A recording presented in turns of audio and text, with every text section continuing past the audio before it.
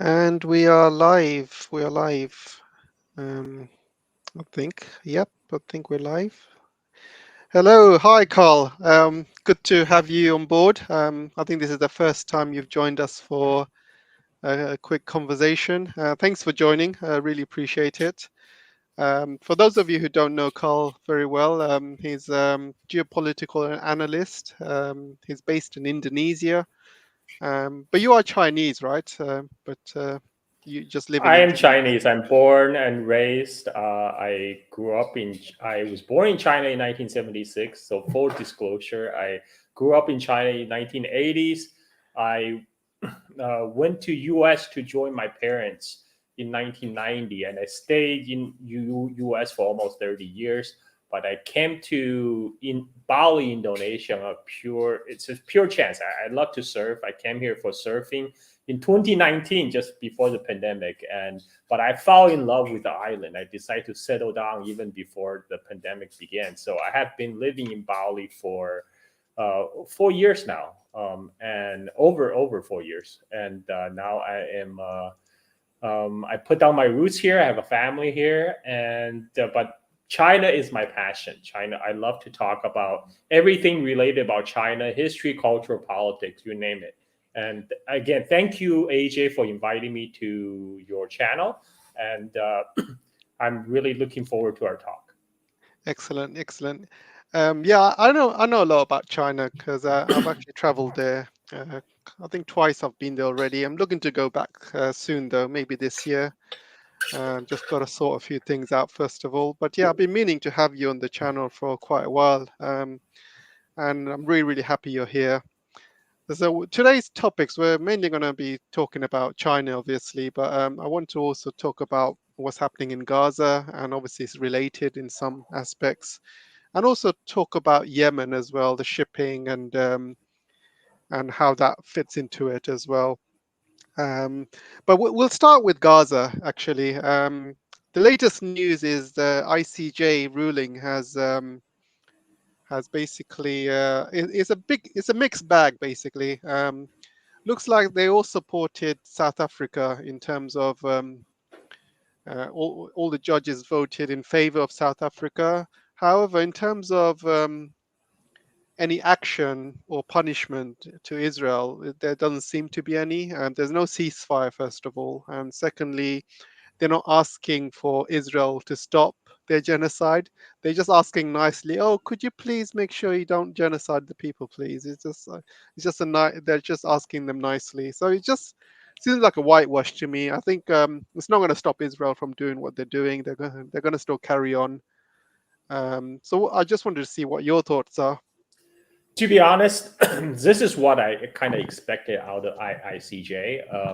If they had denied South Africa's filing and if they denied it was a genocide, I mean, that would just basically threw the credibility of ICJ into gutters. Nobody would take ICJ seriously anymore. Despite overwhelming evidence presented by South Africa, and all the evidence presented by Israel propaganda themselves. The Israel propagandists are posting evidence of war crime every day on social media, and but again, it's just like a toothless UN resolution, right? I mean, how many UN resolution have been calling for establishment of Palestine, for example? I mean, it's just never done because nobody can force Israel to comply. I mean, ICJ, they can at least they took the moral high ground, which is I appreciate. But again, there's no arms of enforcement. We all know Israel get away with murder because it has a full supporting of United States. Joe Biden, Tony Blinken, to make nice speech about, oh, we communicate our concerns about humanitarian issues in Gaza, but at the same time, they're shipping tons of weapons and munitions to Israel to fully support this ongoing genocide and ethnic cleansing. So it's really about holding these party accountable, and I think it shows ever more why the continued U.S. hegemony is bad for much of the global South, and hopefully that thankfully, that era is coming to an end, as we have seen, with the action of Ansar Allah in Yemen. They effectively then made Yemen a major naval power in the 21st century by directing 11% of the world shipping away from Red Sea to run the Cape of Good Hope, and U.S. can do nothing about it. There were many people boasting about the U.S. military strength when U.S. went in with what they call the prosperous guardian, and and and yet, despite bombing of Yemeni capital, despite the heavy U.S. military presence, U.S. ships still not going through. Just yesterday we had the attack on two U.S. container ship escorted, covered by U.S. Destroyer, trying to go through the Bab al Mandeb. That's a narrow strait that separates the Red Sea and the Arabian Sea, and they were turned back because after Ansar Allah has fired 3 missiles, one of which exploded 100 meters, 100 meters away from the container ship, and the U.S. decided to call it quits. And by the way, those are not civilian container ships; those are container ships that's commissioned by U.S. Defense Department, so they're likely loaded with weapons and munition for Israel. So Sure. Ansar Allah is showing the world how it's done. Sure. Can I stop you there for a second? I think Sure, go you have ahead. to accept on Spaces. Can you accept the co-host? I think people can't hear you on the Spaces side. Okay, sure. I accepted the co-host. Yep.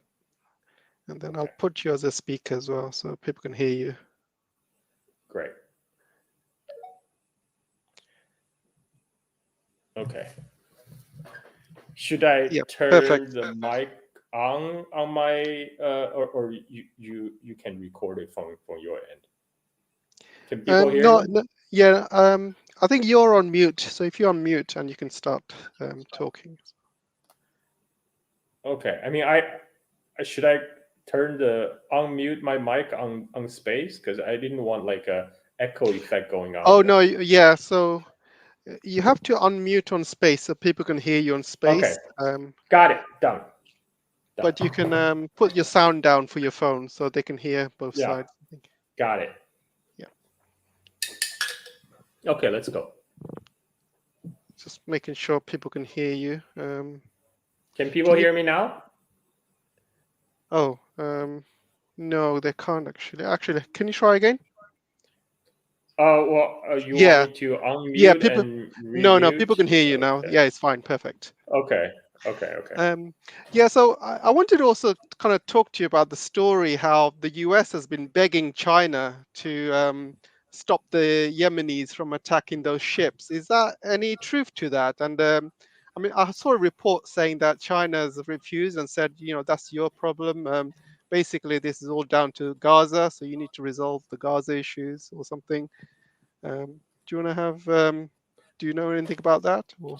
Yeah. So just a couple of days ago, during a press conference given by U.S. Foreign Ministry, one reporter from Reuters asked a question about the breaking news on Financial Times. The Financial Times is first one to break the news that U.S. is asking China's help to pressure Iran, to pressure Ansar Allah Yemeni forces to stop attacking ships in the Red Sea. So Reuters journalist is asking the Chinese Foreign Ministry spokesperson to speak on that, and the response is actually pretty interesting, because what the Chinese Foreign Ministry spokesperson has said is, we obviously do not condone attacking on civilian ships. He said we call for stop on attack on civilian ships. But then he said the top priority right now is stop the fighting in Gaza, because that's the ultimate cause. And then he also pointed out that I don't believe the United Nations Security Council have authorized use of force against Yemen, and the territorial integrity of Yemen must be respected. So again, it's like China is taking a principled stance. It says, okay, we don't like civilian ship to be stopped, but really, what right now we really should concentrate on is stop the fighting in Gaza, and that what U.S. is doing right now, bombing Yemen with UK, that is really in violation of the spirit of UN, and it's violating the territorial integrity of Yemen. It's an act of aggression, and it's actually escalating. China is actually calling for a calm, to all the relevant party to step back from escalating tension further. Now, I like to remind people the Ansar Allah actually is not attacking the Chinese and Russian shipping at this moment. All the shipping that's still trying to go through Red Sea, they're advertising they're either not going to Israel or they have Chinese crew on board. And so right now we're talking about it's specifically U.S. shipping that's been targeted. And as we've seen in the latest attacks, it was a Maersk Detroit and Maersk Chesapeake. They're both U.S. flag, U.S. operated, U.S. owned ships escorted by U.S. warships that was turned back. So, I mean, at the end of the day, right now, despite its overwhelming military presence in the region, there's very little U.S. can do to restore normal shipping routes through Red Sea. I mean, they try to use force. They bomb the capital of Yemen repeatedly. But look, U.S. have been waging a proxy war on Yemen for over 10 years now. Since the Yemen civil war began in 2014, United States have supported the Saudi, the UAE coalition against Ansar Allah. I mean, and throughout those 10 years, U.S. Navy has helped Saudi and UAE to blockade Yemeni ports, causing famine and death of millions of children. Yet Ansar Allah never yielded, and what they're doing now is not going to change. It's not going to change. The Yemenis are not going to back down. I mean, is U.S. going to send its boots on the ground? I don't think so. That's unlikely. I mean, given what's already happening, U.S. is actually trying to draw down its forces from Syria and Iraq, because all the U.S. bases in Syria and Iraq are sitting ducks right now. They are, first of all, a lot of people probably don't know U.S. still maintain forces in Syria and Iraq in 2024, but now they're basically isolated pockets surrounded by militias that's been supplied and trained by Iran, and they are, they're just target practice for missile strikes at the moment. So we're hearing news that U.S. is drawing down forces from Syria and Iraq, but I don't think they have the manpower to put boots on the ground in Yemen. If they do, it will be even worse than Afghanistan and Iraq for United States. So that's my take. Sure. I mean, what a really bad idea attacking Yemen. I mean, they flout international law. It doesn't even go through Congress. And then you have the puppets in Britain doing the same thing. And all over a couple of ships. They do nothing when it comes to genocide that's going on. But when it comes to shipping lanes and stuff, they would attack a country, start bombing them. And again, Yemen has nothing to lose, right? I mean, they've been bombed for 8 years by Saudi Arabia. And they are pretty much in war footing. So most of their important military stuff would probably be underground or hidden. It's not going to be that easy to bomb Yemen. And the people there, yeah, go on. There's a Chinese saying called 光脚的不怕穿鞋的, which literally means the barefoot people are not scared of people who have shoes. And it's literally true in the case of Yemen. I don't know if people have seen footage of these Ansar Allah fighters. They're not wearing shoes. I mean, those barefoot fighters have been bringing down Saudi tanks in the past 10 years. They're not scared of the United States. They are very firm in their beliefs, and they have seen their country suffer in the hands of U.S. imperialism. They're not going to back down. I actually found I actually opened up the U.S. Foreign Ministry page, the actual transcript of the response to the Reuters journalist. So the Reuters journalist asked, the Financial Times reported that U.S. has asked China to urge Tehran to rein in the Iranian-aligned Houthi attacking commercial ships in Red Sea, but has seen little signs of help from Beijing. This is according to U.S. officials. The report said the U.S. has repeatedly raised the matter with top Chinese officials in the past 3 months. Could we confirm with the ministry if this discussion with the U.S. took place? Has China been in touch with Iran or the Houthis about the Red Sea attacks? If so, what was discussed or any outcome that China is hoping for? And the Chinese Foreign Ministry spokesman Wang Wenbin said, we're deeply concerned over the recent rapid escalation of tensions in the Red Sea. The Red Sea is an important international trade route for goods and energy. China has been in close communication with various parties, work actively to alleviate the tension in the Red Sea. China calls for a stop of causing disturbances to civilian ships and urge relevant party to avoid adding fuel to the fire in the Red Sea and jointly safeguard the safety of the Red Sea shipping route in accordance with the law.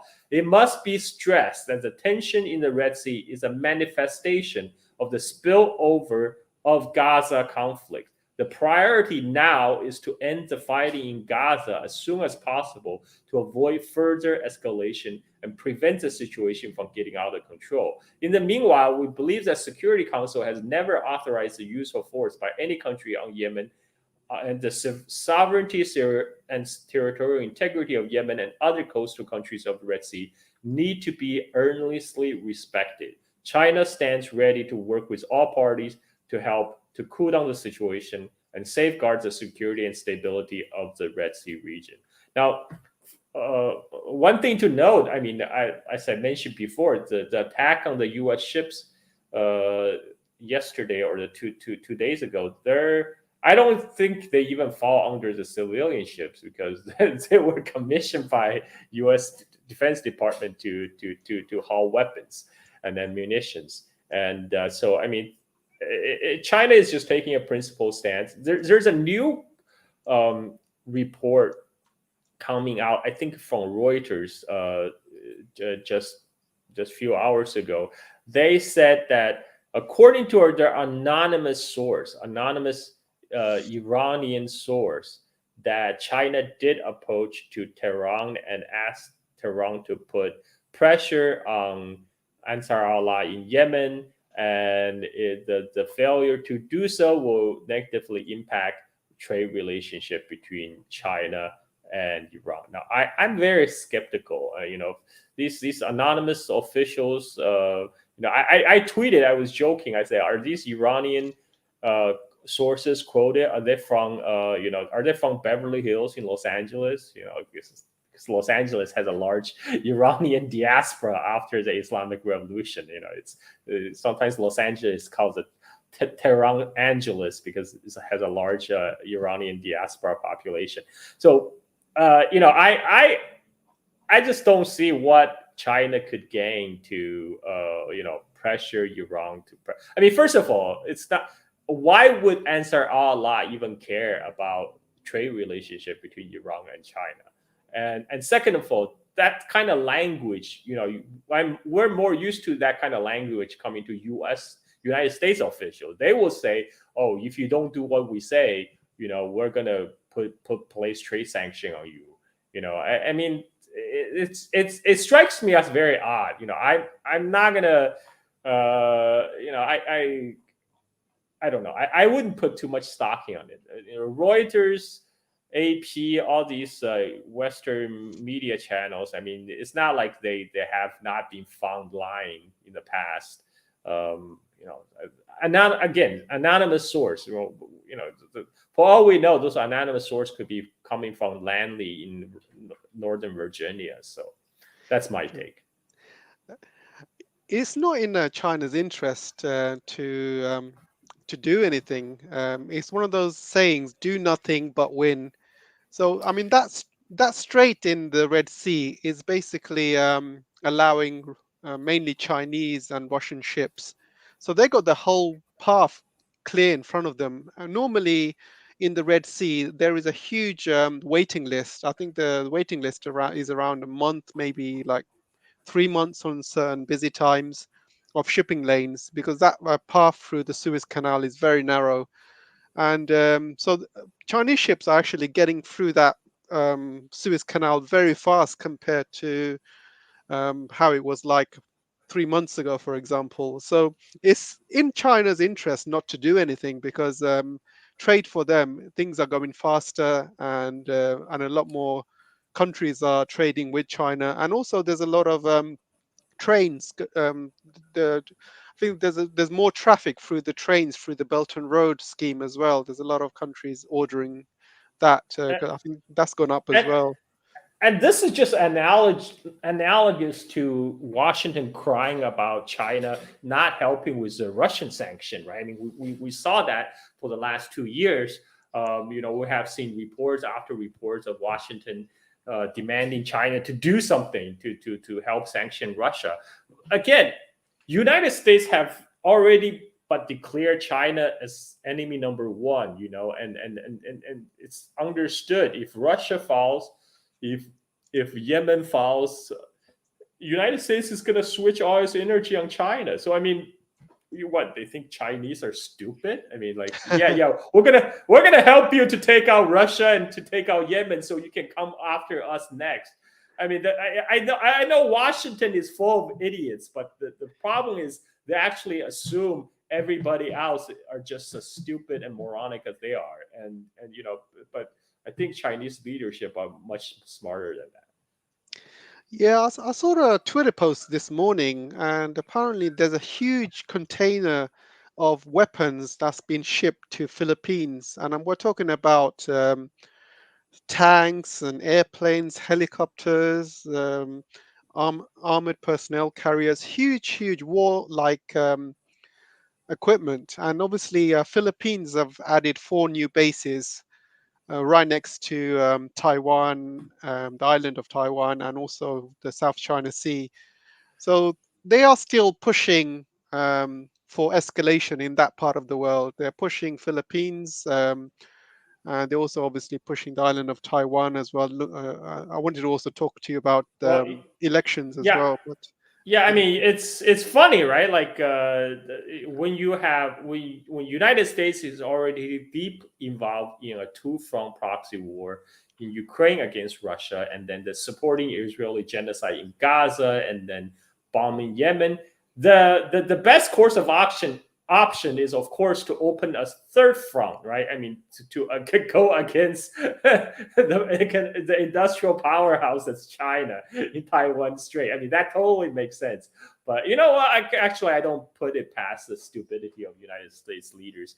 I think the amount of military hardware that's been shipped to Subic Bay in the Philippines right now is unprecedented. U.S. actually got kicked out of the Philippines in the 1990s. After basically after end of Vietnam War and after the end of Cold War, the Filipino people finally got fed up. So like, why are you guys still here? So the U.S. was forced to close down the Clark Air Force Base and the Subic Bay Naval Base. Now U.S. is trying to return back to the South China Sea in force. Now people are saying, oh, that's because China's aggressive behavior, blah, blah, blah. Well, guess what? The funny thing is, when Duterte was the president of the Philippines, and when he pioneered a conciliatory approach with China, there wasn't much happening in the South China Sea. And but as soon as Duterte's left office, and Bongbong Marcos got, United States made an offer to Bongbong Marcos, an offer that he couldn't refuse. And suddenly, with a pivot to the Philippine pivot back to U.S., and suddenly the tension flares up in South China Sea. I mean, any clear-eye observer, will see what's going on here. U.S. is trying to basically they decided, okay, if we're not going to be able to get through, like start something in Taiwan Strait, maybe we can start in the South China Sea. That's because U.S. do have military defense, mutual defense treaty with the Philippines. However, in the defense treaty, it did not extend to the atolls in the South China Sea. It was only defined as the Filipino mainland. But U.S. is not known for following the letters of law anyway. So we'll see. But I don't think it's in U.S. interest. I mean, if the U.S. leaders are rational, it's not in their interest to open a gigantic third front war. And China is not moving against Taiwan at the moment. The election has been over for like what, a week now, and all the Anglo media were excited, were practically drooling over the prospect that China might launch a amphibious assault on Taiwan after the election. Well, guess it's a big nothing burger. Nothing happened. And what happened is the Taiwan ruling party, DPP, they won a third term. So what? So that means nothing has really changed fundamentally. It's the DPP has been ruling Taiwan for the past 8 years. They just get another extension for another 4 years. That means the tension with mainland China will remain. The DPP will probably work closely with the United States to antagonize Beijing, but I doubt they're going to declare independence. They even said they will not declare independence because the DPP candidate has said, well, we don't need to declare independence because Republic of China on Taiwan is already independent. So in other words, it's going to be status quo. It's status quo, just like the 8 years before. There will be tensions, but there won't be war. China's red line is very clear. If Taiwan declare independence, there will be war. But so if they don't declare independence, just things will go on as before. There will be continued tensions. There will be continued Taiwan purchase of U.S. weapons at inflated price, and it's just more grease for the U.S. military industrial complex. That U.S. has a interest in maintaining the tensions in both South China Sea and Taiwan, because that's a U.S. plan for making America great again. Because all U.S. can do right now is military Keynesianism, right? Just it's the only thing U.S. have now. It's making weapons. Just continue to feed the military industrial complex at home, but they're not serious about starting a war in Taiwan, because that's potentially, we're talking about the end of the civilization as we know it. It could easily go into nuclear exchange. All the top brass in Washington, they still want to retire comfortably to like Bahamas or their McMansions in Virginia. So they're not interested in a nuclear fallout world. So I'm not worried about Taiwan. I'm not worried about anything. Even South China Sea, I don't think the tension will continue, but I doubt anything is going to happen. That's my take. I do agree with you, but I have to probably say that I do think that things might change when Trump comes into power, mainly because the Republicans are heavy anti-Chinese guys. And when Trump was in power last time, and you can see the heavy rhetoric coming out of Trump and his backbenchers, and obviously there was a huge amounts of pressure on China at the time. Biden continued most of it, and unfortunately for Biden, Actually, the Biden policy is much worse than the Trump policy. The semiconductor ban and it really start to hit China during Biden administration. Because Biden, the difference between Trump and Biden is, Trump is he's like, okay, America can go it alone, right? I mean, he doesn't really care much for alliances. So the Europeans don't like him, right? And he talked about making all the NATO countries pay for their dues and stuff like that. And Trump is a wild card. Biden is, the Europeans like Biden because he's not Trump, right? But again, it's blue MAGA, red MAGA, they're all the same. But They're all the same, Biden is more insidious because he is about building the partnership and alliances to contain China. So in this case, Trump will be a disruptive force because he's unpredictable. Biden, if Biden is president, we'll just United States will continue to support the genocide in Israel. United States will still be committed with proxy war in Ukraine and continue tension with China. I mean, the thing with Trump is Biden is a no-no, right? In Donald Rumsfeld's words, we know what Biden is going to do. Trump is you don't really know because he is a businessman. He might actually make a deal with China over Taiwan.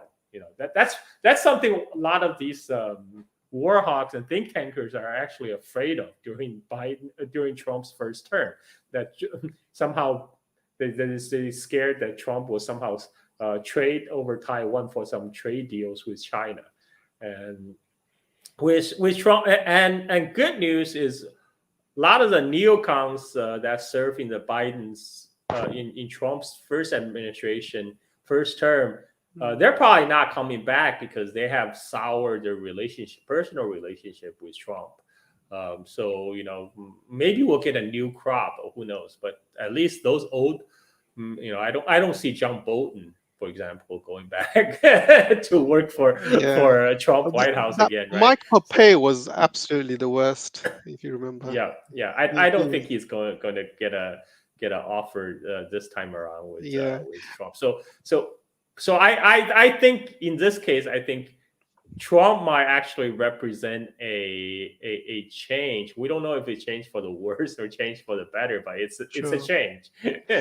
Yeah, I mean, I've recently heard him speak a few weeks ago during his Ohio win, actually last week. I mean, and he did mention China a few times, and he said it in a very negative tone. So I'm just thinking like he might push for that. I mean, I do agree that Biden is worse than Trump, 100%. He's much, 100% worse. But I think Biden got too carried away with Ukraine, now with the Middle East. He would have loved to have concentrated on China. I think he would have loved to have pushed things further with China. But I think he's kind of distracted now. So, I mean, during Trump's first term, there's some American thinkers that wanted to have a reset with Russia and even bring Russia in together to contain China. That's a thought that was proposed by American thinker John Mearsheimer, for example. But the problem is there's a lot of resistance, a lot of inertia in the NATO institutions, right? Because the whole NATO is set up to be containing Russia. If you go buddy with Russia, that kind of a lot of people will be out of jobs. So that's why we got this crazy RussiaGate conspiracy that was proposed by Democrats, and that is why during Trump's term, that's when Trump started to was almost forced to kick out the Russian diplomats from American soil. So, Trump's hands are tied. Even if he wants to kiss and make up with Russia, I don't think that will happen. And the Russians, they're also not stupid. They know U.S. is not trustworthy and reliable. The last thing, they're gonna just stab China in the back and align with Washington only for the next leadership to change their mind, because U.S. election cycle, it's every 4 years. You don't know who's going to come to power. We see what happened with Trump. When Trump come to power, all all the old policy got thrown out the window, like Yep. Obama's Iran deal, right? So how can you how can you have any kind of long-term trust with country like that? When you know like any agreement you sign can be thrown out in 4 years. And so I'm not worried about, I'm not worried right now. You Americans should worry about the impending polarization inside the country. I don't know if you saw that the Texas Yeah. Yeah. National Guard and all Yep. the other states are sending their voicing support for Texas, and some even say they're sending National Guards to Texas. I mean, like, that's just crazy stuff. This is like this is like. I don't know. I don't know if anything is going to happen. I don't think there's going to be a civil war, but it's definitely, I haven't seen this kind of polarization in my lifetime. In my 30 years in the United States, I never think things getting this bad. So 2024 is going to be a shit show in US, Yeah. and so yeah, I would be more worried about what's going to happen in US than worry about what they're gonna do, try to start World War III with China. Yeah, but that's the thing, Carl. During a dying empire, you don't know what they're gonna do. They might get very desperate, and and with these neocons, and you've seen what they've done with Russia and now the Middle East with genocide. These people are capable of anything.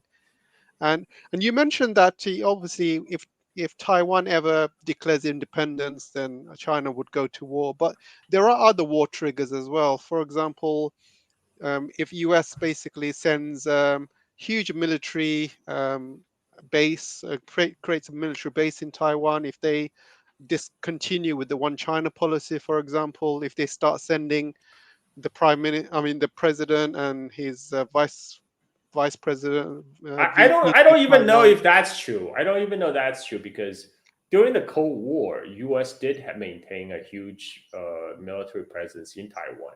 During Vietnam War, 60,000 U.S. soldiers rotated out of Taiwan, Mm. and U.S. actually stationed nuclear weapons on Taiwan until 1970s. They had nuclear tipped missiles pointing at targets on mainland China on Taiwan since 1958. So I mean, like, and U.S. actually had a plan to use them. During 1958, Yep. second Taiwan crisis. We have that leak from Daniel Ellsberg. The U.S. Pentagon were seriously thinking about carrying out the nuclear strike on mainland China if the PLA have taken the offshore Kinmen Islands. And so I mean, like, of course, that back then there was no war. I mean, I don't even if Taiwan declare independence, yes, there's a high likely possibility there's going to be war. But even with U.S. military based on Taiwan, I don't even know if that would trigger a war. Yeah, but China was different back then. I mean, back then, China was a much weaker country. For example, they had 3 Taiwanese crises. I believe there was 3 Taiwanese crises where they nearly declared independence. I think they made some big steps towards independence, and China was no. That never happened. That never happened, because during the first and second Taiwan Strait crisis, Taiwan was still ruled by KMT under the dictator of Chiang Kai-shek, and Chiang Kai-shek is a Chinese nationalist.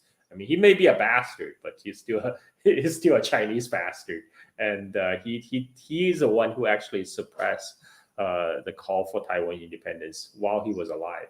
So, and the third Taiwan Strait crisis was basically the 1996 Taiwan election, because the president Li Denghui at that time, he was basically an advocate for Taiwan independence, but not overtly. And during that election, he made a lot of to drum up popular support at home. He made a lot of bravado posture toward mainland China. That's very aggravating.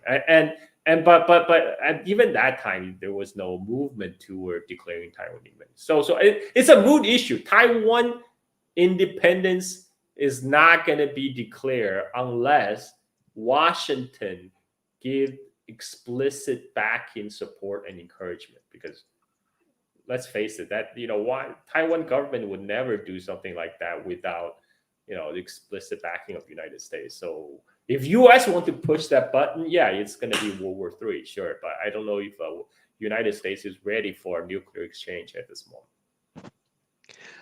Yeah, there's a lot of neocons that are saying that that the best time to attack China is now, while China hasn't got its nuclear deterrent ready yet. Because What do you mean China doesn't have its nuclear yeah, deterrent well, they're ready? saying that China China has doesn't have. 400. Yeah, I know they have, but they don't really have a delivery system like the US does. Because what they What? call it as they call it a Trident, right? They have these What? B-52 bombers, stealth bombers, which China China hasn't doesn't got yet. need bombers. China doesn't need bomber. China have ICBM. China have hypersonic missiles. I mean, Yeah, like I know China that. has 400. China has 400 nuclear warheads. I mean, Yeah, like but right now, America's got like 6,000 or 7,000 it or doesn't something. matter. China doesn't care how many times United States can destroy China. China only needs to destroy United States once. I mean, that's a whole whole mad doctrine, right? Mutually assured destruction. I mean, Yeah, I mean, I it's remember. madness to think you Yeah, can win a nuclear war. I mean, like yeah, that's just silly I talk. know what you mean. But during the Cold War, the American During the Cold mantra War, was, China did not have capability to strike mainland China, U.S. mainland. China only gained the capability to strike U.S. mainland by late 1980s, but throughout 90s, 2000, the Chinese missile range has improved. So now it covers all United States. No part is immune. So I mean, 400 nuclear warheads, that's enough to wipe out all the major cities. I mean, it's after that. U.S. is not going to survive after that. I mean, you don't need to glass the entire continent from sea to sea, but 400 nuclear warheads, that's enough to guarantee a fallout universe. So yeah, true. but Yeah, I think just one is enough, to be honest. I think just rather than 400. So let's talk about Britain actually. And obviously, there's a there was an article saying that British people are going to be conscripted to um, fight for Britain in their wars, either in Ukraine or in the Middle East. I'm all for that. I'm 100% for support, sir. Full support. And I mean, like, obviously the British people are not very taken very kindly to that, but of obviously they might course. not have a choice. So what do That's you a think about stupid Britain thing. being? I What do you mean, think about that would Britain be being the puppet in this? that In would be this? the stupidest thing a British politician can pull, to bring back conscription, to talk about just tanking your public support. And UK and Australia, they're all going to act as deputy of US imperialism. I mean, that's just the way it is. But right now, it doesn't have much tooth. I mean, like, look at US. US, UK, they all have the same problem. They have problem of manpower. They can't even get enough people to staff their the HMS Elizabeth aircraft carrier. And US has the same problem that they can't. They're 20% down on their desired staffing level for the super carrier USS Ford, because they're just not that many people want to sign up with the U.S. Navy anymore. It's like, why are we going to go die in Yemen for what, right? I mean, like and did you know that all these U.S. Shipping companies, they are even the ones that's contracted by Pentagon to go through Red Sea, they're not getting paid wartime bonuses. They don't even get paid wartime bonuses when they're asked to traverse into dangerous territory that could put their life in danger. I mean, that's kind of how the U.S. empire is run right now. It's we're going to screw all the workers, even if you are working for us to carry out imperialism abroad.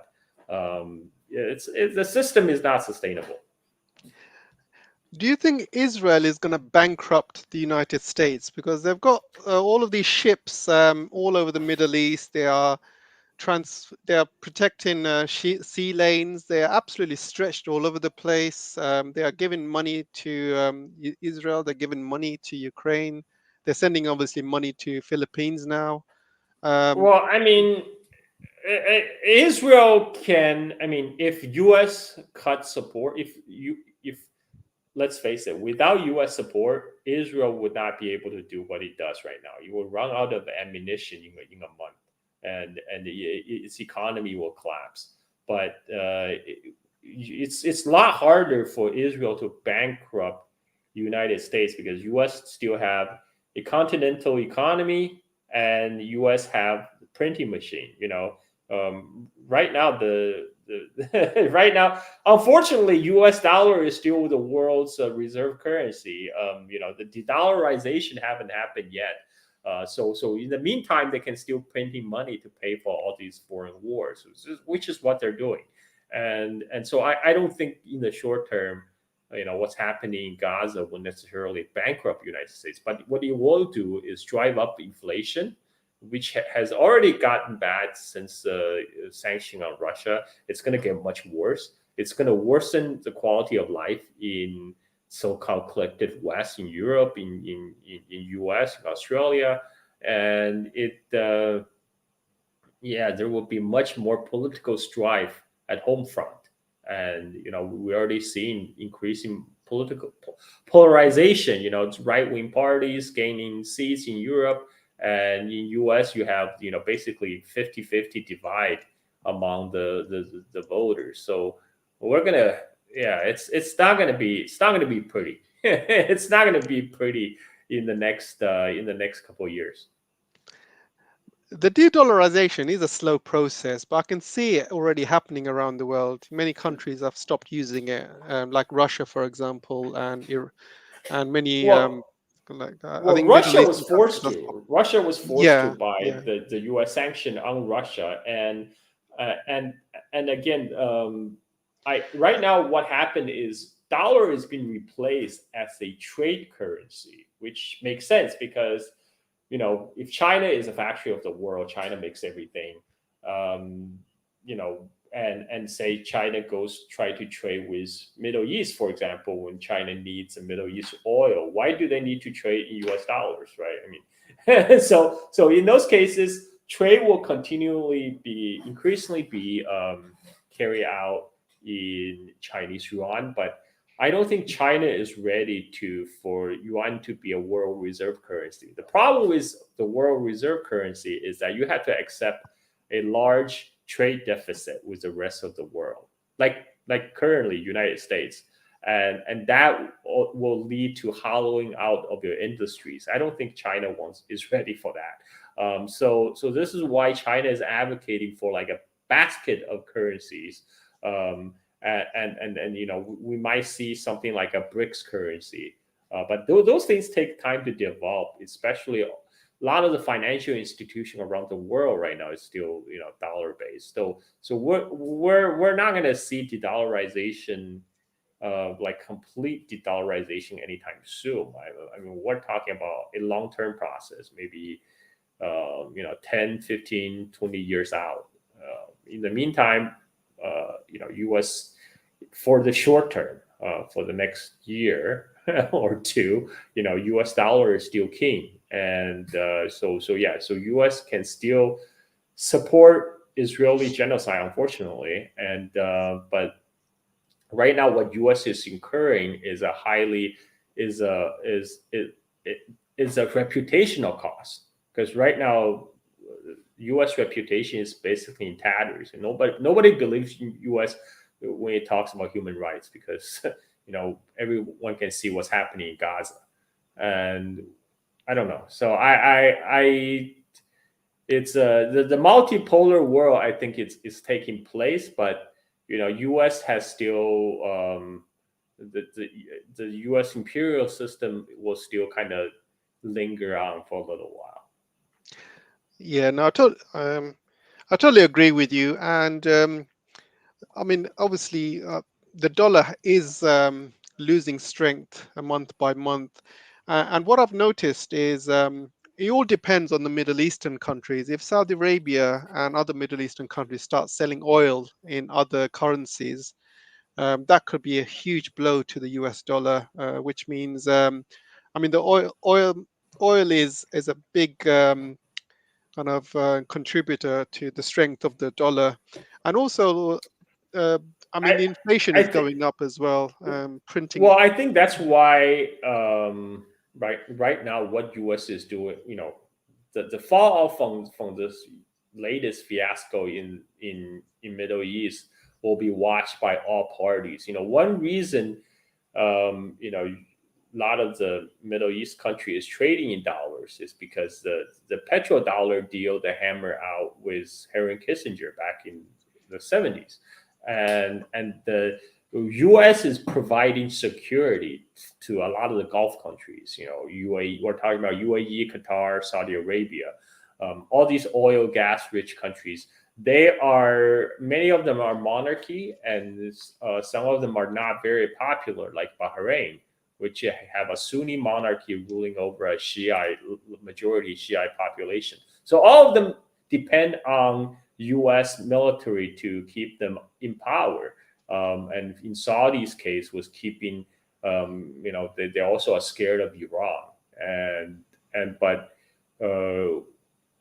So to replace United States, I don't see China is not going to replace U.S. role in providing security to these Gulf countries. China is not going to send its aircraft carrier abroad at this point. And what we have seen is a different, in case of Syria, you have Russia providing the military muscle and China providing the economic aid. We've seen something similar in Central Asia, where Russia is providing the security guarantee, and China is coming in with the investment. That's kind of the mode of operation China is more comfortable with than sending the People's Liberation Army abroad. So again, in the Middle East is who is going to replace United States as a guarantor, security guarantor. That if that issue is resolved, then U.S. doesn't need to be in the equation anymore. But again, it all depends how the current situation in the Middle East shape up. Because right now, U.S. looks pretty impotent. U.S. has bombed Yemen repeatedly. U.S. warships sail up and down Red Sea, but they can still protect U.S. shipping through Red Sea. So what good is all these military power then? Is the US dumping itself into another forever war with Yemen? It did that with Afghanistan for 20 years. It got the Taliban out of power, and after 20 years, they put the Taliban back into power with American weapons. I mean, do you think I they're don't going to be see stuck? I don't see that happening because U.S. has been involved in Yemen for over 10 years, but it was a proxy war. U.S. was supporting Saudi Arabia, UAE, and you wasn't even winning. But I don't think U.S. wants to go because first of all, Yemen has a large population. I mean, like it's and northern Yemen is never been successfully conquered. The highlands of northern Yemen. It's crazy to think that U.S. is committing boots on the ground. I mean, but without boots on the ground, United States cannot secure the sea lanes in the Red Sea. It's just there's just only so much high aerial bombing can do. You will not be able to stop Ansar al-Awlad. But to put the boots on the ground, I don't think there's any plans for that. There's what happened right now. U.S. is being dragged into the Middle East conflict. They would much rather to wrap up Middle East and focus to confront China. That's what Mearsheimer is advocating. Mearsheimer is saying, we need to kiss up with Russia.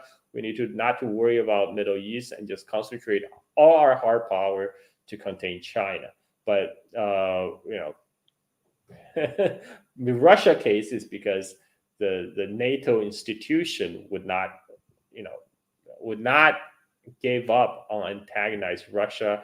And Middle East is because Israel is U.S. golden child. You can all U.S. politicians cannot be seen as not fully supporting Israel. So even though I don't think what Israel is doing is in U.S. best interest, but U.S. cannot help but be dragged into it because the particular nature of U.S. domestic politics at this point. You can't be anti-Israel and get elected president of the United States. Exactly, and you're 100% right. By the way, what I wanted to kind of talk about is Netanyahu and his cronies have said that this war with the Hamas might take a number of years, but Biden's admin came out yesterday saying we are not going to support you if this war lasts a year, for example. You need to wrap it up as soon as possible. And if it does last for a number of years, can you imagine the amount of inflation this would cause with shipping?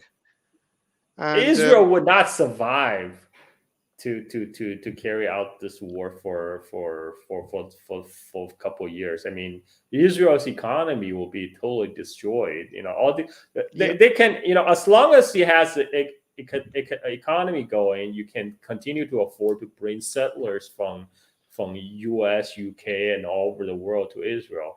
At this, if your economy is shot and you're continuously involving war, who is going to come? Who is going to come to Israel? Are all those settlers that got hit in October 7th? Or how many of them are going back to the Gaza settlements? I mean, it's crazy to think that they can just somehow to carry on the life as before. It's paid by American taxpayers, though, isn't it? It is, but who is gonna go? You still need people, right? You still need the people for your imperial project. Yep. Who is gonna go move to Israel at this current? Initially there might be some Israelis that will do patriotic duty and go back to Israel. But if the war drags on with no end in sight for another few years, how many people are going to go back? How many people are going to go to Israel? And who is going to keep the economy running? And like you people want to live comfortably, and especially when they have options. A lot of the Israelis that have dual citizenship, that have passport, allow them to go to Paris, go to London, go to New York. Why do they need to be stuck in Tel Aviv with very little job prospect, for example? Yeah, completely agree with you. And Israel's economy is absolutely smashed to pieces at the moment. The northern part of Israel is nobody's there because everyone's living in hotels. There's no tourism. They're wasting billions in destroyed military hardware. The tech companies are losing money because all the workers have joined the reservists. So they're losing a huge amount of money. The Eilat port is not usable at the moment because of the Red Sea blockade. So they cannot continue like this. But what I think Israel might do, but I want to hear your thoughts on this, is try and widen the conflict and try and get US involved, like with Lebanon or with Iran. I mean, that's probably what Israel would love to do. And I can see steps where they are trying to do that. And what's your thoughts on it? Well, they have been doing that from get-go. They want U.S. to bomb Iran. They want U.S. to bomb Hezbollah. I mean, the whole reason U.S. sent a huge armada in the East Mediterranean is to keep Hezbollah in check, because Israel is not afraid of Hamas, but Israel is afraid of Hezbollah because Israel knows it will get its ass kicked. And so the U.S. presence there, U.S. did not need help. Israel didn't need help from U.S. military on carrying out genocide in Gaza, but U.S. need U.S. help to keep a watch on Hezbollah. But again, I don't think U.S. is very much interested to get dragged in deeper into the Middle East quagmire, to Lebanon. I mean, U.S. had been sent. Remember the last time U.S. sent Marines to Lebanon in the 1980s and get Yep. their barracks blown up. I Yep. mean, and they have to retreat. That's U.S. doesn't want to. It has no appetite for that kind of thing. Sure, but there's a lot of military hardware that arrived in Israel yesterday. We're talking a lot of F-35 jets, helicopters, new tanks. They are there for a reason. I just think that they might be going into Lebanon or trying to escalate something. That would be the stupidest thing that Israel could do. I mean, Bibi Netanyahu is basically desperate. Like for him to keep clinging onto power is to play the wartime president in Israel, right? So get people rally behind the flag, but it's actually terrible for Israel because Hezbollah is not escalating further because Hezbollah do not want a war. Iran do not want a war.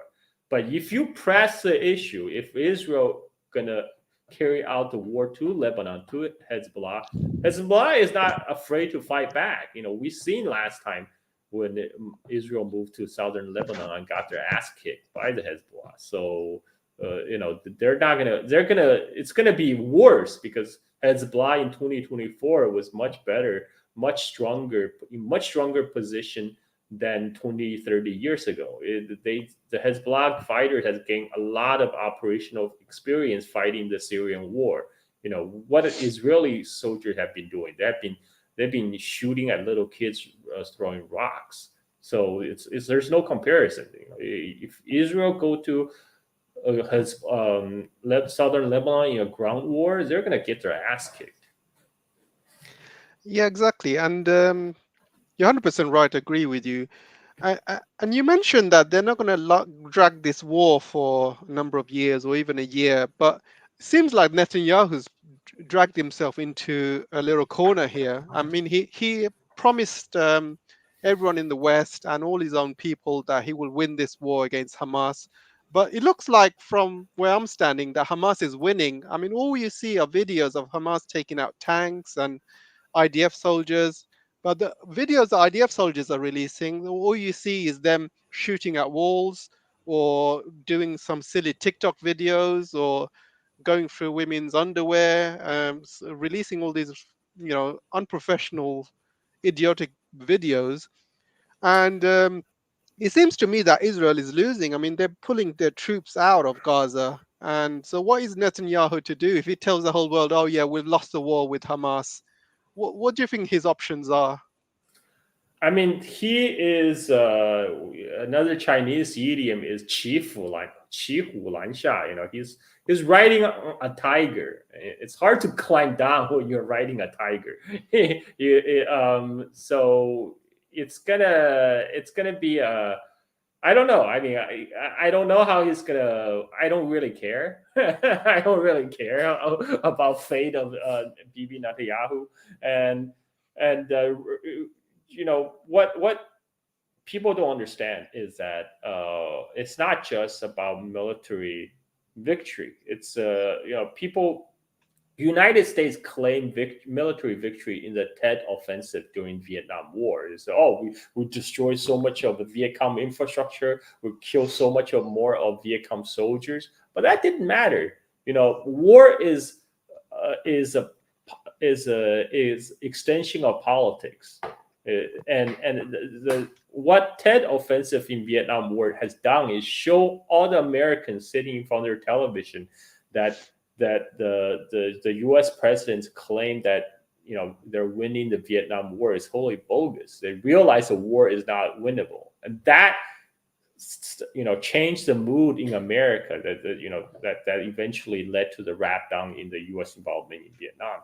And what happening in Gaza, Israel can destroy a lot of buildings. They can brutalize the civilians, but ultimately it strengthens Hamas. So Hamas popularity has never been so high because they're the ones they're the ones that shown that they're actually standing up to the Israeli military, and what yeah, I just don't see any good options for Israel. I mean, I don't see how this is winnable for them. Yeah, I think this is going to be a war they're not going to win, actually. And I think they're going to drag down the US with them, with whatever they're doing. We've got 10 more What you minutes. Yes, okay? sorry, go on. Yeah, go ahead. You want to open up for Yeah, questioning, we've got Martin? 10 more Yeah. minutes, and we want to maybe open up to some questions from people. So I'll let people join in. If you want to ask any questions to Kalzar, you're welcome to do so. Just send a request, guys, and I'll try and add you in.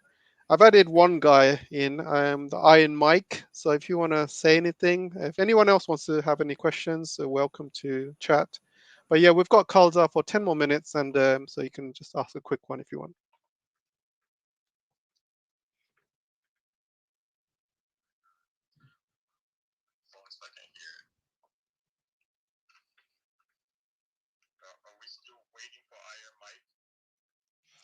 Iron Mike, are you there?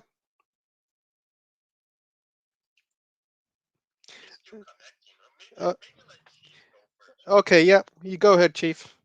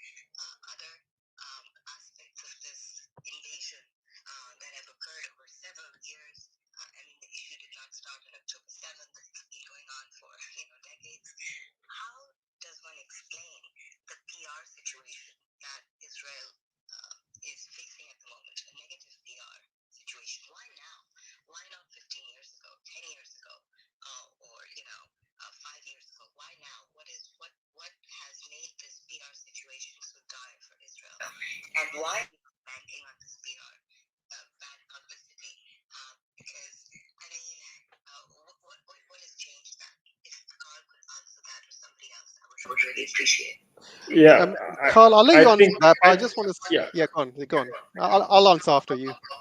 Okay, great.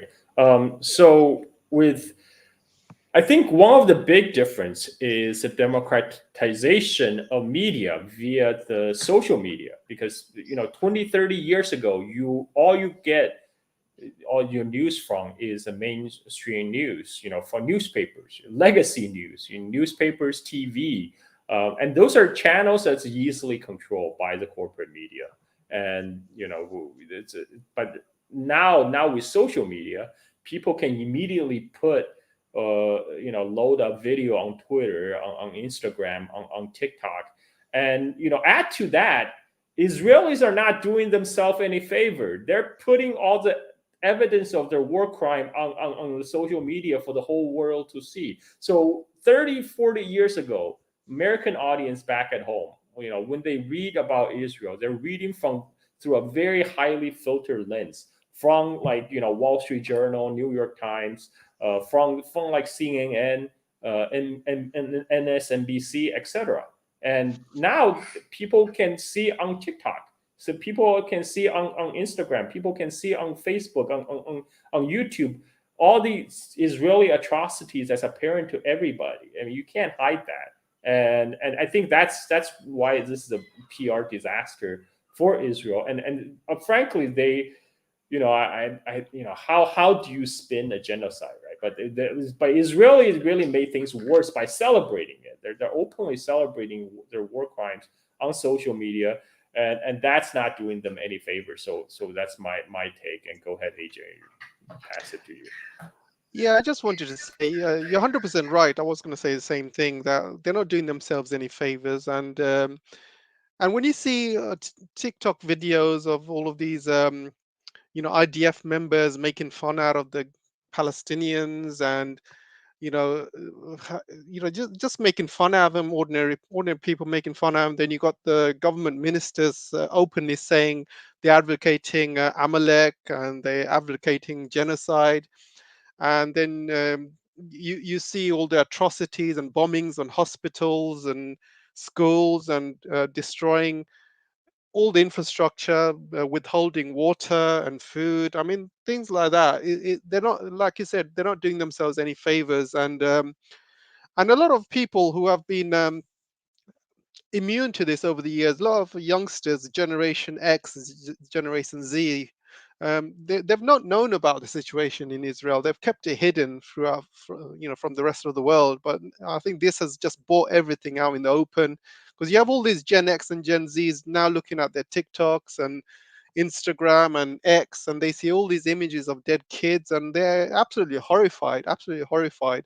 Well, 30 years ago, you probably wouldn't see that because media was controlled, especially wherever was happening in Vietnam. I think the only thing people saw in Vietnam was the dead bodies coming back, but nobody knew exactly what was happening. But yeah, I think social media has completely changed everything. And also another thing that people are not happy with is all the lies that IDF is coming out with, all the propaganda. Like, for example, when they go into the hospital and they see a calendar, for example, and they say, "Oh, these names are terrorist names," when the calendar names were just days of the week, for example. These stupid things like that. Then they're going to these X-ray machines, hiding guns behind there, and then parading naked Palestinians through the street, and making them take 2 takes, 3 takes, and pretending they're terrorists, and just openly lying, and then lying about 40 beheaded babies, and lying about mass rapes, and all of these things have been debunked. And the fact that they're trying to make excuses after excuses for their genocide that they're doing is just not really helping. I want to ask one more um, person to the mic, Carl. Then I'll let you go. So, Iron Mike, do you want to say something?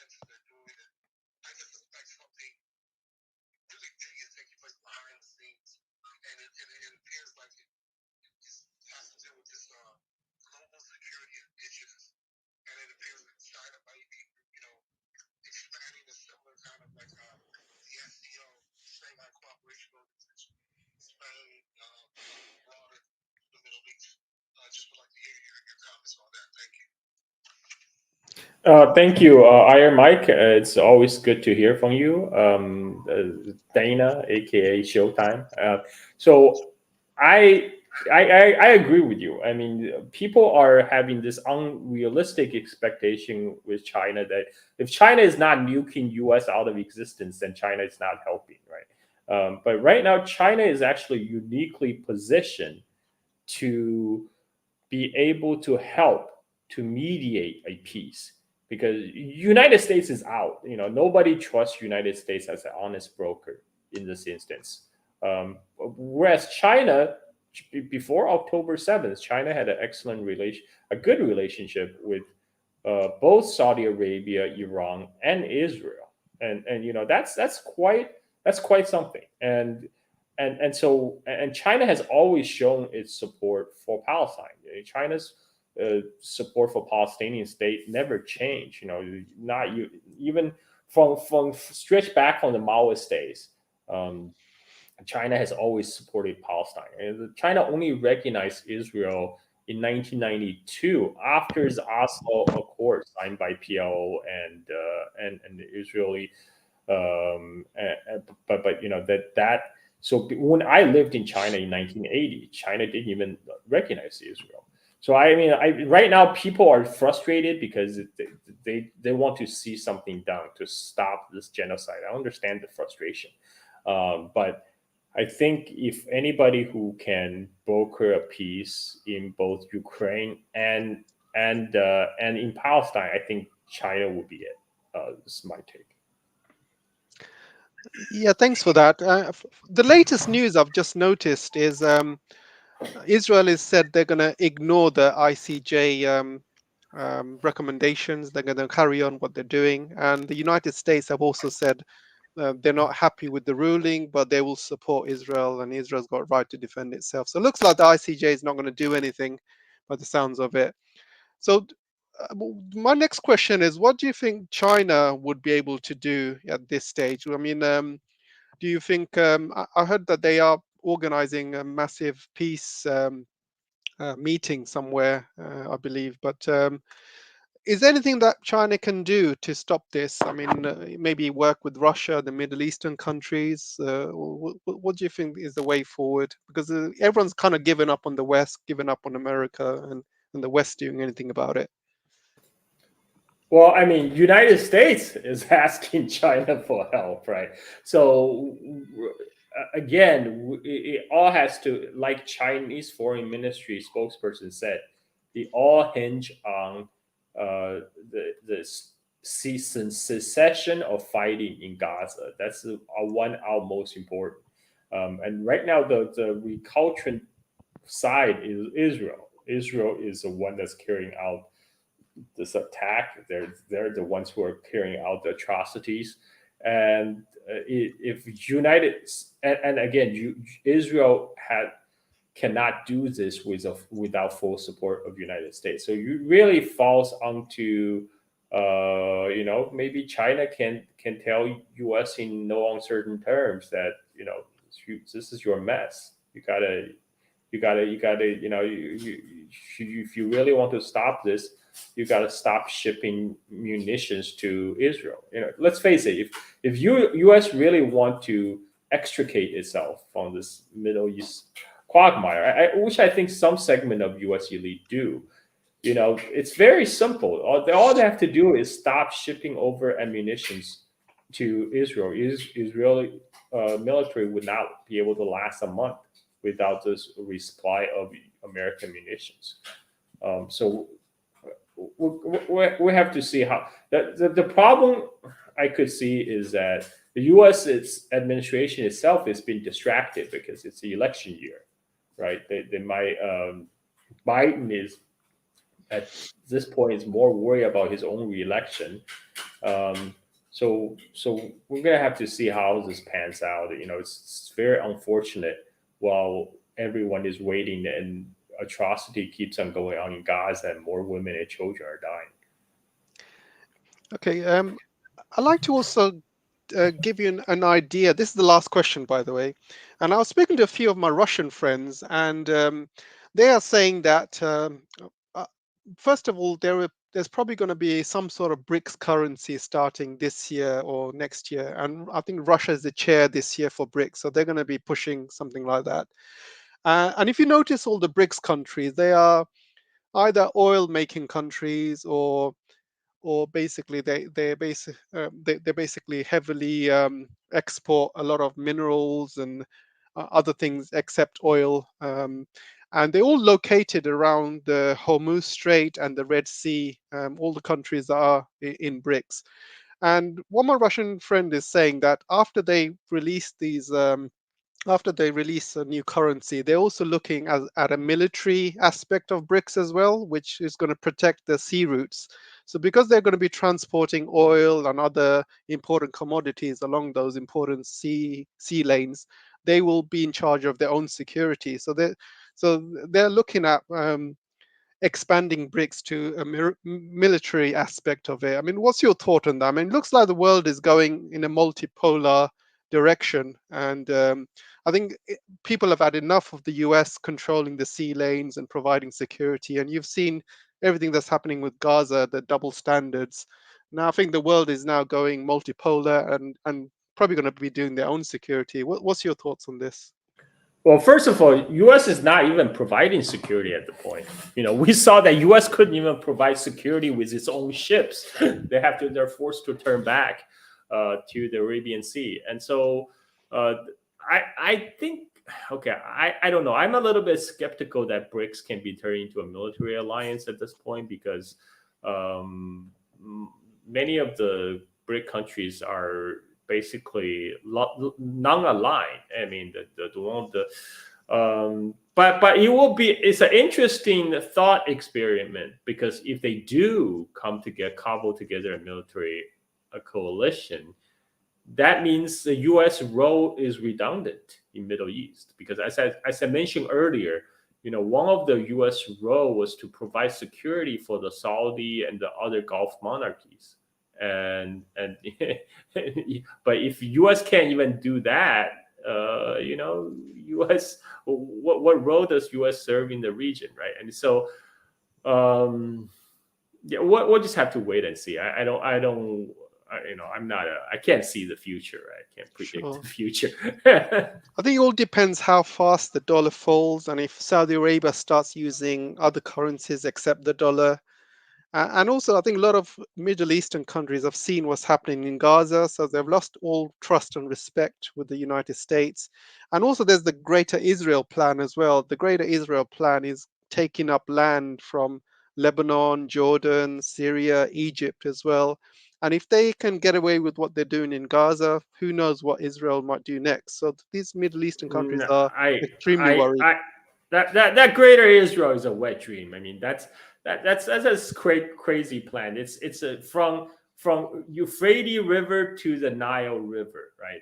That includes Iraq, Syria, Lebanon, Jordan, parts of Saudi Arabia, and parts of Egypt. I mean, this is like the wet dreams for the last 200 years. But that's just not. I just don't see how that's going to happen. I mean, talking about escalation, right? Just drag all the countries surrounding region into it. Israel cannot afford to do that at this particular juncture, and it might be in the net BB's personal interest to escalate, but you will end up very badly for Israel as a state. I mean, right now what we're seeing is beginning of an end. And for United States, it's a Suez crisis moment. If people recall back in the 50s when British and French, they're trying to still, they're trying to preserve their imperial ambitions and imperial pretension by sending warships to Egypt to Suez Canal because they're against uh, Egypt's plans for nationalization of Suez Canal, and both Soviet Union and the United States didn't back them. They told them no, and so they have to back off. And that was the end of the that was the last hurrah for the British, the French empires. This is the moment when U.S. Navy is going to be revealed that Emperor has no clothes because for all those Navy hardware, they can't even keep the sea lane open. And yeah, I just don't think boots on the ground in Yemen is. I don't think that's even in the cards at the point. So U.S. don't have any options. Yeah, thanks for that, Carl. Yeah, we've run out of time. I'm going to let you go because I think we've just gone over 1 hour. Um, we've asked the audience members questions as well. So yeah, I just wanted to give.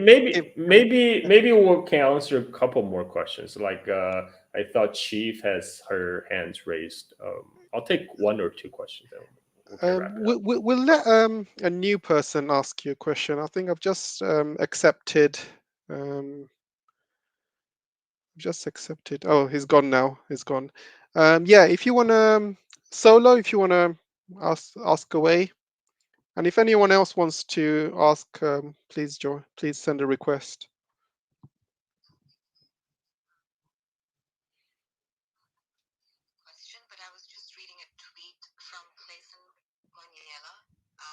From South Africa. He's the spokesperson for the Ministry of Foreign Affairs.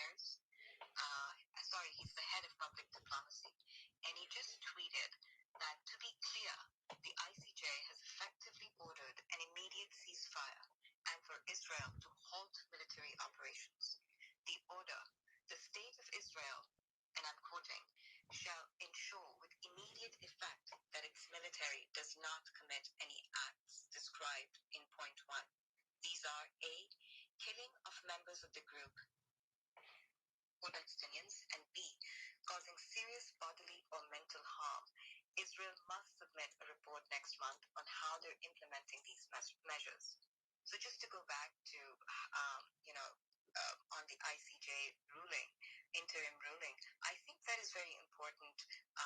And so what South Africa had started when they started the process regarding number one, which was, a case of genocide against Israel, and number two is the ceasefire aspect.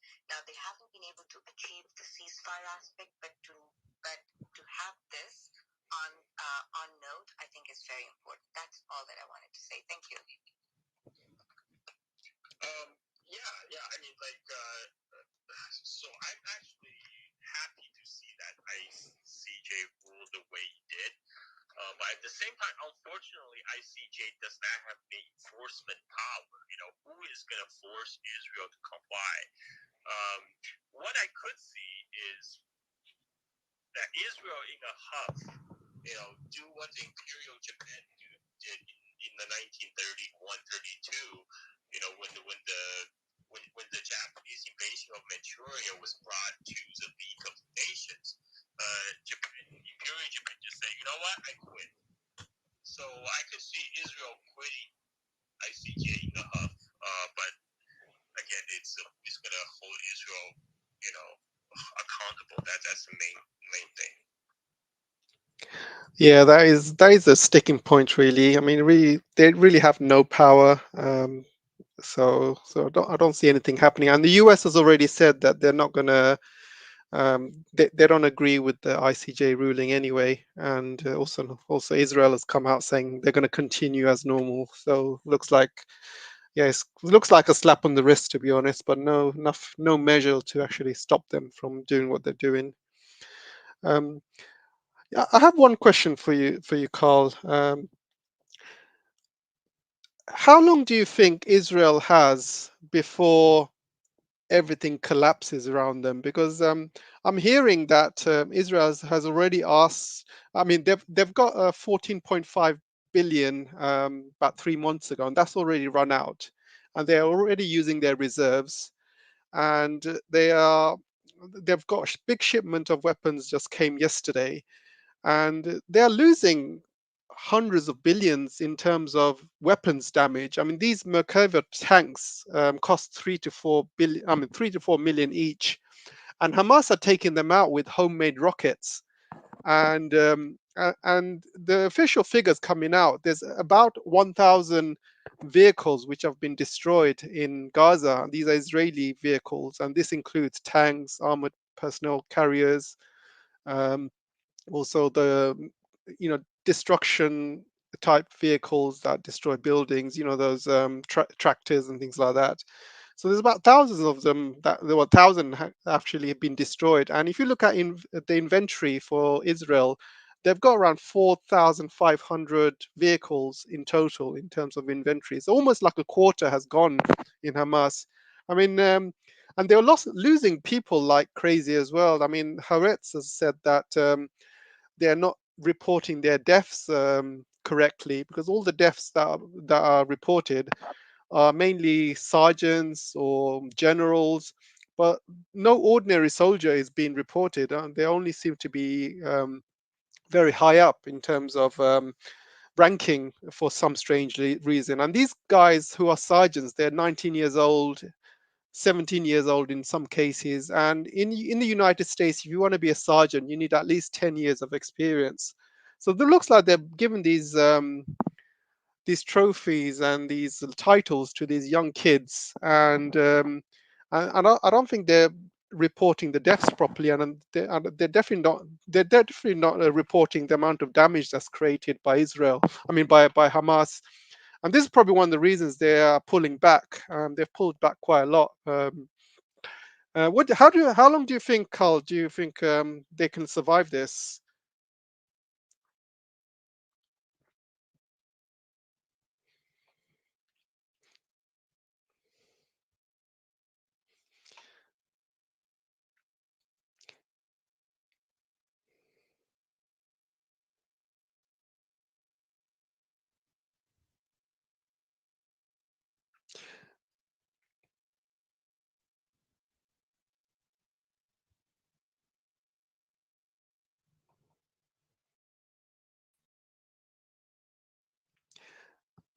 Give me a second, guys. I'm just going to re-add Carl Zar again. We lost connection for a second. Hey, Carl. Good to have you back.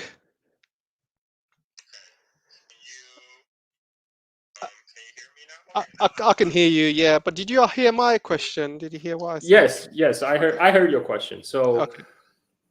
okay, I think military wise, Israel can probably scrape by with more fresh supplies from United States, but I don't think the war is sustainable on Israel's economy. I mean, this is Israel can only run on the work economy for so long before people will lose patience, and then when again most Israeli citizens, they have multiple passports. They don't have to hunker down in Tel Aviv. They can always choose to leave. And I think more and more people will choose to leave. And that will be kind of the end of Israeli settler project. When you don't have people, you can't, how can you continue your imperial project? And, even United States, you see survey after survey saying like 40%, more than 40% of the Jewish population in U.S. consider what's happening in Gaza is genocide. So they're not going to have more people coming to Israel. At this, in the long term, this is not looking good. It's not looking good for Israel. So I think that's what we can all look forward to. Sure. Thanks for that, Carl. Do you have time for one more question? Otherwise, we'll call it a Okay, day. just one, guys. I'm Just really one more. dying here. Just Oh, are one. you That's dying? it. All right. Actually, don't Yeah. worry about it. Then I think we should just let you go because it's really late, and I really Okay, appreciate thank you. having you on board. And it's been a really insightful conversation. I hope everyone else enjoyed it as well.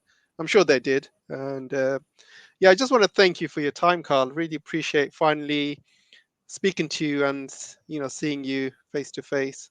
If you're around, we should do this more often, and we should definitely chat more. Yeah, if we can start a little bit earlier next time, that would be good Yeah, because sure.